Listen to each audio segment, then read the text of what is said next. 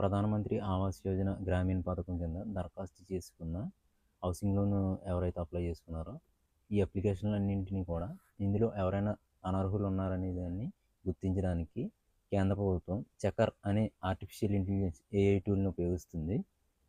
అయితే ఇది ఎలా వర్క్ అవుతుందంటే, ఏదైతే ఇంజనీరింగ్ అసిస్టెంట్ గారు దరఖాస్తుదారుని ఇంటికి వెళ్ళి ఏ స్థలంలో అయితే హౌస్ నిర్మిస్తున్నారో దాన్ని జియో ట్యాగింగ్ ఫోటో తీస్తారో, ఆ ఫోటోలో కొన్ని ఖాళీ స్థలాలు ఉంటాయి, కొన్ని ఏమో బేస్మెంట్ వేసి ఉంటాయి, కొన్ని తాటాకిల్లులు ఉంటాయి. ఇలా ఉన్నటువంటి దీన్ని ఆధారంగా చేసుకుని ఈ చెకర్ అనే ఏఐ టూల్ వర్క్ చేస్తుంది.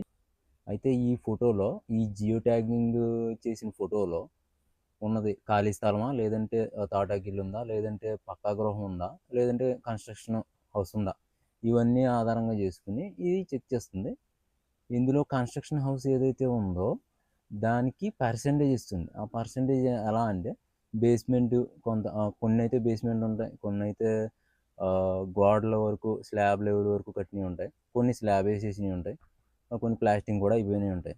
ఈ విధంగా 100%లో 80% వరకు, 80% తక్కువ ఉంటే అర్హుడని, 80% దాటి పర్సెంటేజ్ నిర్ణయిస్తుంది. హౌస్ పర్సెంటేజ్ ఎంతవరకు కన్స్ట్రక్షన్ అయిందని. ఈ కన్స్ట్రక్షన్లో 80% కంటే ఎవరైతే కట్టేసి ఉన్నారో దాన్ని అనర్హుల జాబితాలో చేర్చేస్తుంది.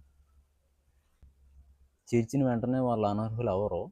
ఎందుకంటే పొరపాటున కానీ, టెక్నికల్ ప్రాబ్లం వల్ల కానీ అందులో అర్హులు కూడా ఉండిపోతారు ఆ జాబితాలకి. ఆ ఫిల్టరైజేషన్ జరిగిన తర్వాత ఆ లిస్ట్ని మళ్ళీ హౌసింగ్ ఏఈ ఆఫీసర్లు వీళ్ళు ఫీల్డ్ లెవెల్ వెరిఫికేషన్ చేసి, ఆ ఫీల్డ్ లెవెల్ వెరిఫికేషన్లో అర్హులు ఎవరైనా పొరపాటున ఉంటే అర్హుల జాబితాలో చేస్తారు.